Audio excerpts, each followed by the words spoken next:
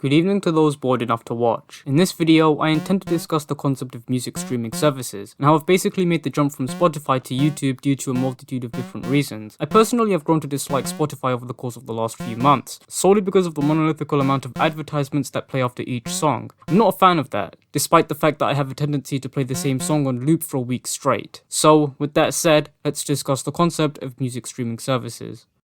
I personally don't like using Spotify because of the advertisements that play after each song. They're either the exact same advertisement played over and over, enough for me to start questioning if I'm clinically insane. However, I do listen to the same song over and over for a week straight, so I suppose it's not really an issue for me. When I want to listen to my work playlist, there's always an advertisement that plays after each song, sometimes two that play after one another. And in case I wasn't going to question my sanity enough, it's most likely to be the same advertisement. I'm not really going to go in depth when I say this, but the mobile version of Spotify could really use some work. Only playing excerpts from songs in your playlist, and you have to pay for premium in order to have the basic essentials for a music streaming service available to you. I'm basically better off using SoundCloud at that point, which is why when I'm on mobile, I use SoundCloud. On PC, Spotify is tolerable, but when looking at YouTube, I basically think to myself that I'm better off just using that than Spotify. I'm mainly someone who listens to video game OSTs, which is why it sucks when I find a good remix of a song on YouTube, only to find out that it's not on Spotify. That's why I basically made an entire work playlist on YouTube just to listen to that when I'm on PC. As you could tell, I've barely used Spotify since. It basically has all of the songs that were on my Spotify version, it's just that I have the privilege of adding fan remixes to them. Oh, and by the way, the playlist is private, so no, you can't know that I listen to the Shadow the Hedgehog OST on loop. I can say that having a YouTube playlist is much better, because it's much easier to use, and I can also add songs that can only dream of being on Spotify because they're on YouTube. Another issue with Spotify is apparently the quality, but I can't really comment on that because I've never really noticed a difference in quality when comparing the stuff I listen to on YouTube to Spotify. Maybe it is there, but I wouldn't really know since I've never really noticed. I know there are other music streaming services that you'd recommend other than YouTube. I'd probably stick to YouTube since I think it's the best option. And no, I'm not using YouTube Music, I'm using YouTube. I'm not paying for that, go away.